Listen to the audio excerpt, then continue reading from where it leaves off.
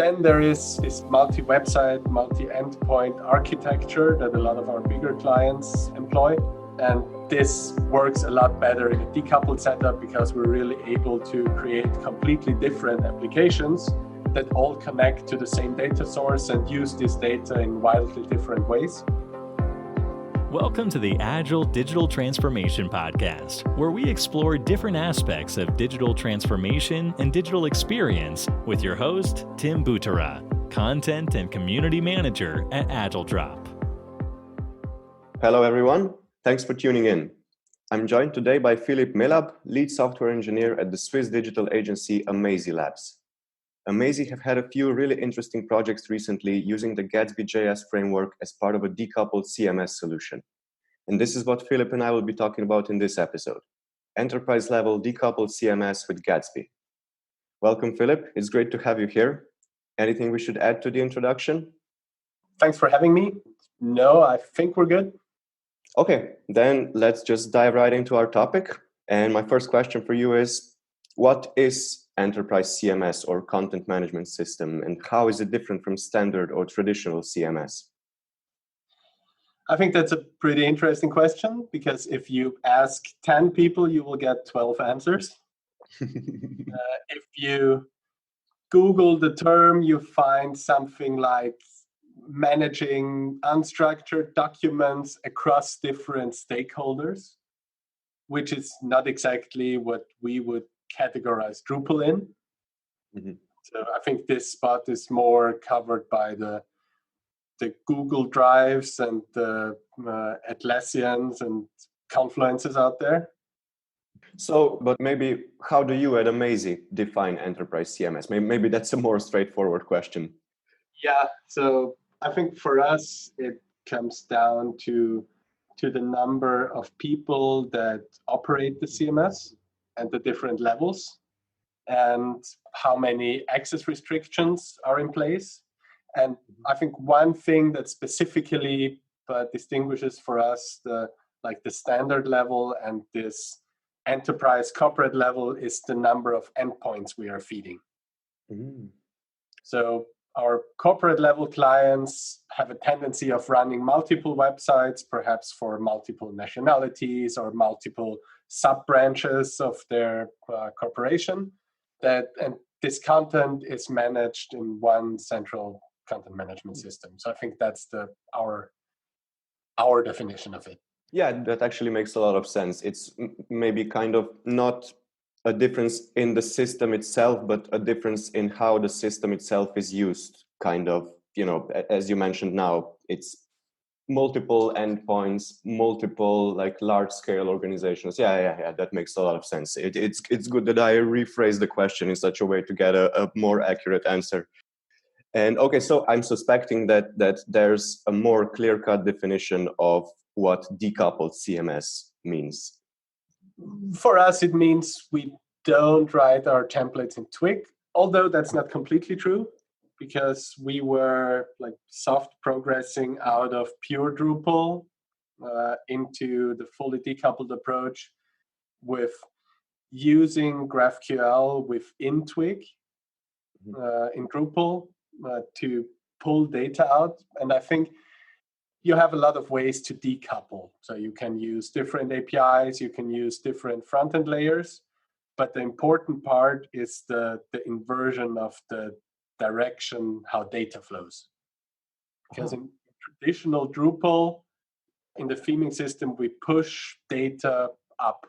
We prepare data on the data level, and then we push it into the theming layer. And the theming layer has to have the knowledge on what data do I get and how do I use it to display it.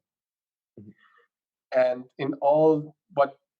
I think that's what decoupling fundamentally changed, is that with React, for example, with a decoupled front end, with GraphQL, the front end defines which data it needs and pulls it out of Drupal. Okay. A good point there about kind of changing the direction of data interaction. And yeah, just maybe for those listeners who don't know what Drupal and Twig are, Drupal is practically the most popular and the most used enterprise content management system. And Twig, if I'm not mistaken, Philipp, is the templating engine that you use to write themes for Drupal websites. Yeah. Yes. So decoupled kind of changes the whole relationship between the backend and the front end, if I understand it correctly. Yes. So I think that's what's under the surface.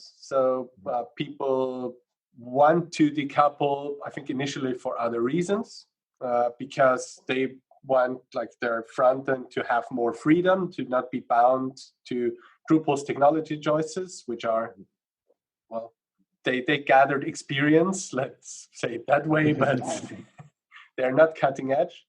So people want to use React, they want to use this whole JavaScript Jamstack technologies, and modern layouting and styling. And with Drupal, you're very bound to what Drupal does, and you have to know a lot of Drupal internals to know which template do I have to override to be able to display this differently, for example. Okay.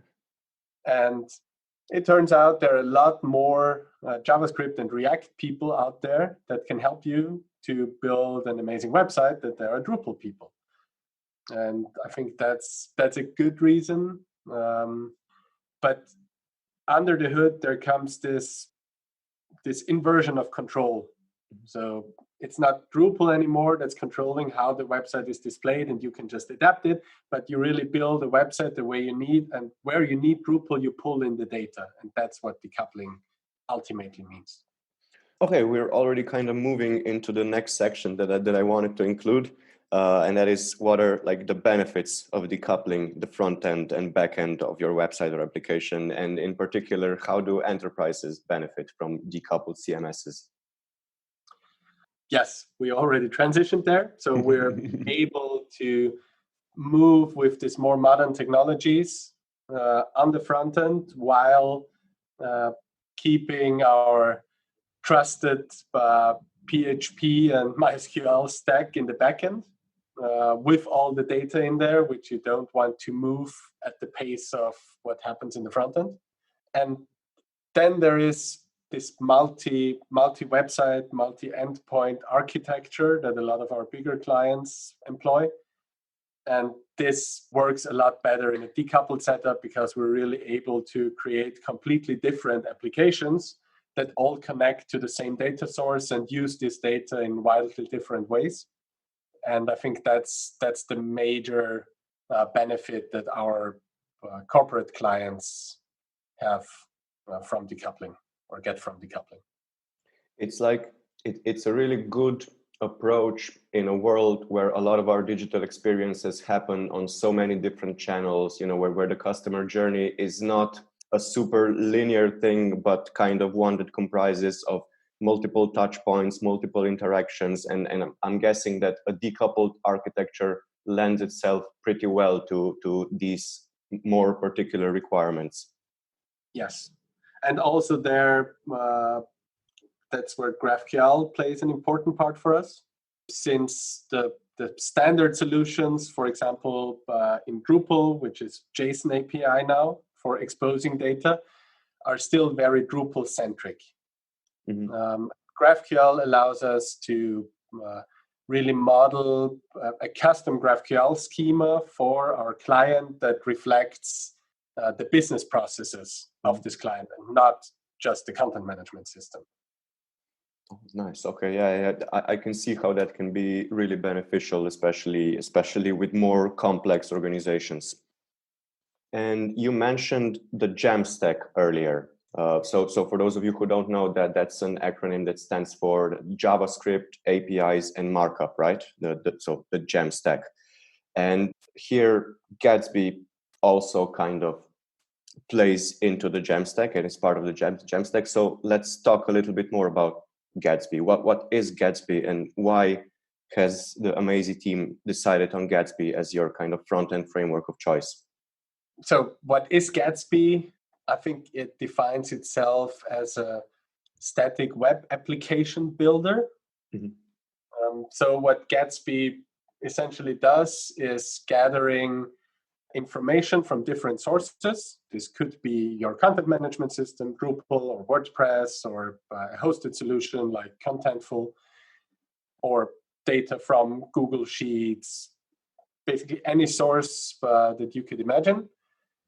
And then it aggregates it into one big API. And then you build a React application that reads from this API, and Gatsby will build out static assets that then are your website. So that's hopefully the gist of what Gatsby is. How did we end up with Gatsby? So when we started our journey into React, this is, I don't even know how many years ago. There was not even Next.js, but we started out on a custom JavaScript stack with server-side rendering, and we had our share of pain there. Yeah. And then we transitioned to Next.js as the more or less standard solution.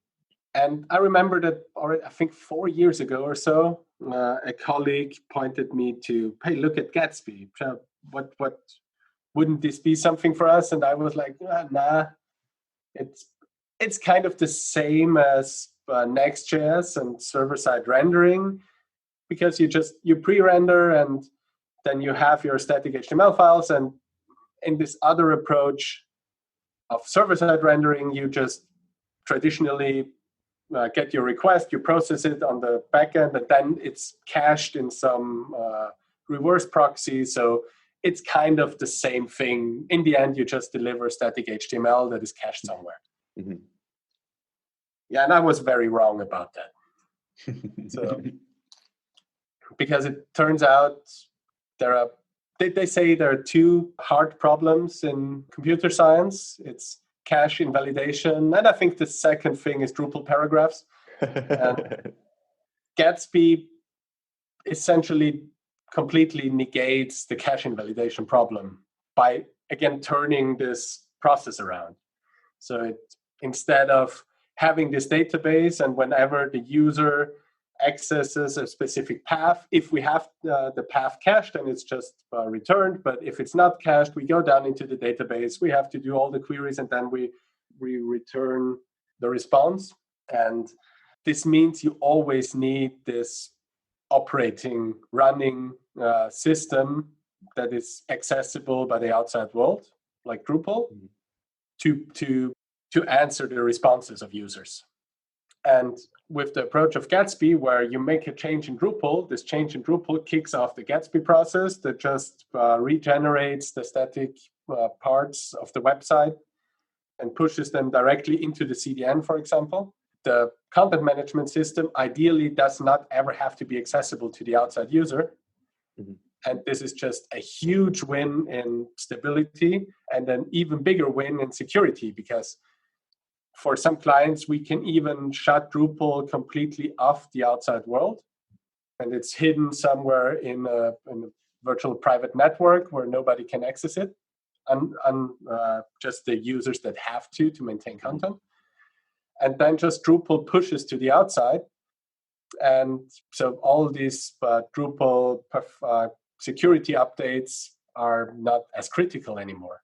So you're at a much lower risk to get compromised on patch day on Wednesday evening, where everybody does this collaborative denial of service attack on Drupal servers and refreshing when is the security update going to come out, and what do I have to patch, and is my site going to be break, and if I'm not done in 2 hours, I'm going to be compromised. This just all goes away. Nice. So you mentioned kind of stability and security benefits. What about, I'm thinking of the GatsbyJS tagline here, and I really love their tagline. I think it's blazing fast static site generator. And I never really got that into Gatsby. I never really knew much about Gatsby until I was checking the blog of Preston So. Do you know Preston So, Philipp? Yeah. Really great guy, really great author, great speaker, great writer. I really enjoy reading his thoughts and reading his insights on the future of web development. And he has a blog built in Gatsby. And once I was checking his blog out and I had to refresh the page for some reason, I refreshed the page and nothing happened. And I was like, wait, what? And I refreshed it again and nothing happened again. And then the third time I did it, I noticed for like the tiniest fraction of a second, I noticed the X appear in place of the refresh sign. And I was like, whoa, blazing fast static site generator. Okay, I'm sold. And like since then, I've been much more interested in Gatsby. So I'm really glad I have this opportunity to speak more about it with you today, Philipp. So yeah, performance is probably also one big advantage of using Gatsby for presentation. Yes, definitely. Well, I would not even credit this only to Gatsby, because we're seeing like a full movement towards static site generators now. So there is already one solution for Vue, and also Next.js has incorporated like automatic static site generation. So the performance benefit is something you will get with Gatsby out of the box, and Gatsby has a lot of built-in optimizations. For example, it comes with an image component that can already pre-process images and do lazy loading with a blurred image that appears in the beginning. And so these are all things that you get with Gatsby out of the box. That's great. But you could also replicate this in any other system with a lot more effort. And also things like pre-fetching of data when the user like hovers a link, and at the time where you click it, the data is already in the browser and it appears like it to the user. It seems to, but that the page transition is instant, which also now leads us into the problem that we are in the uncanny valley of Gatsby refresh times, because the user, as you said, does not even notice that something changes. Because users are used to, like, the browser is going to load and you see the spinning, and then when it stops, the user knows, okay, now I'm able to read my new website or the next page. And now it just happens, and the user do not initially know what happened. So we need to start to, for example, add page transitions between pages to notify the user, hey, your new content is here. Yeah, it's good that you added that about performance and about these page transitions, because it even though it's kind of a boon to the UX, if the user doesn't know about it or is confused by it, then it can actually turn into a detriment to the user experience. Yeah, good point.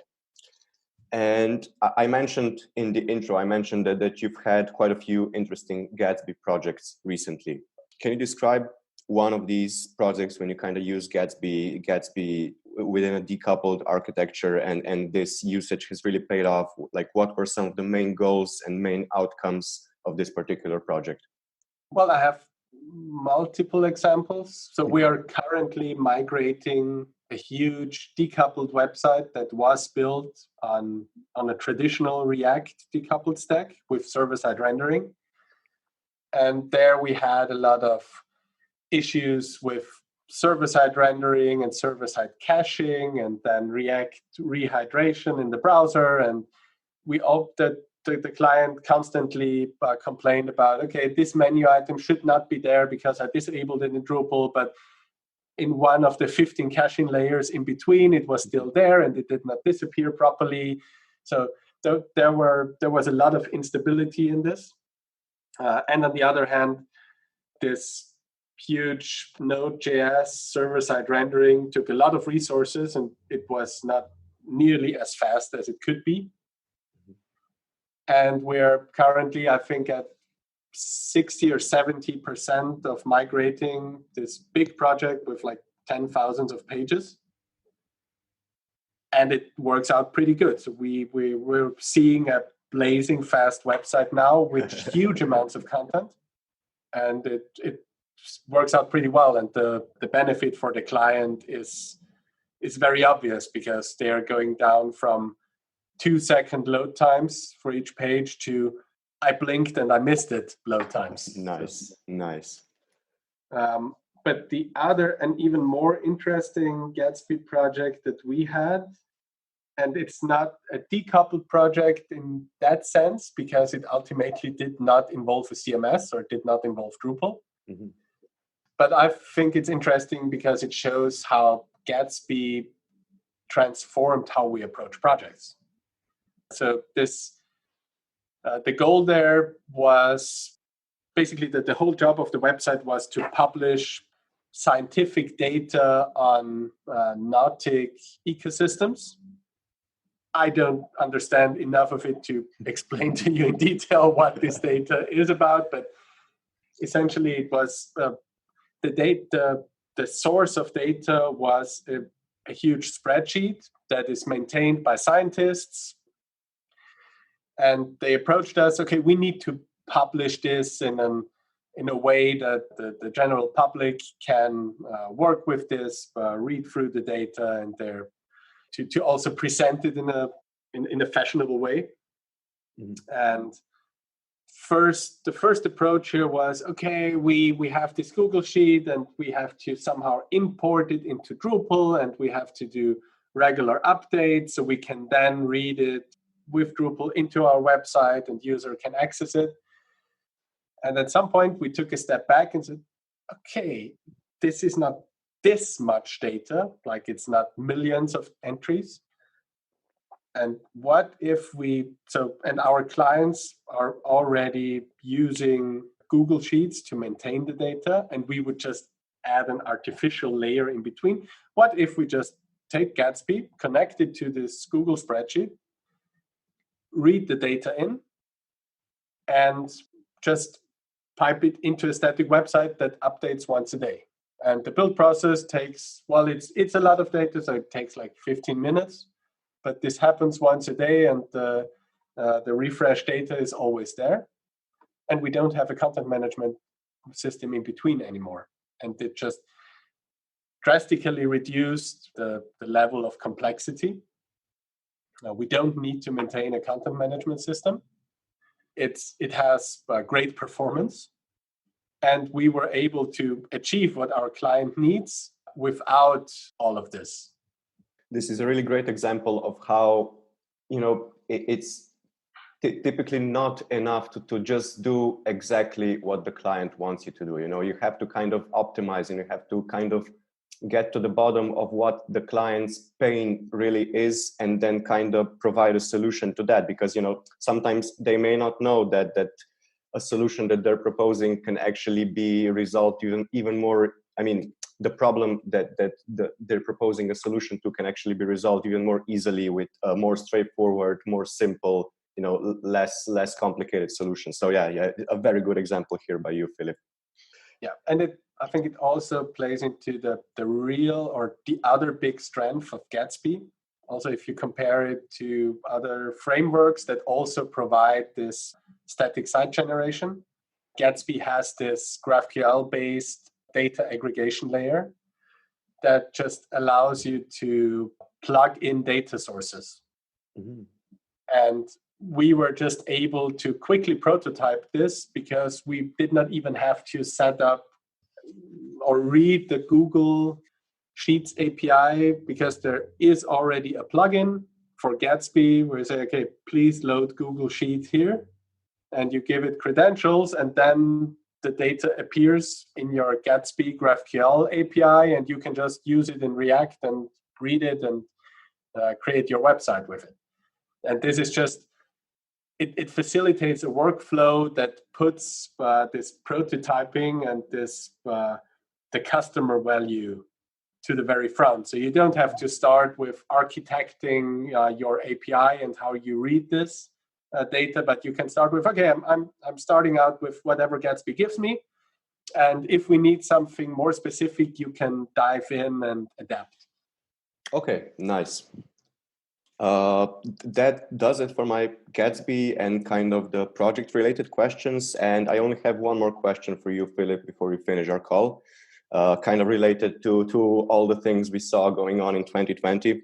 And that is, were there any trends we saw in 2020 that make decoupling an even more compelling choice than previously, than pre-2020?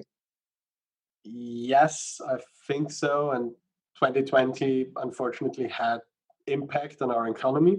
Mm. And what we saw before is a lot of relaunch projects.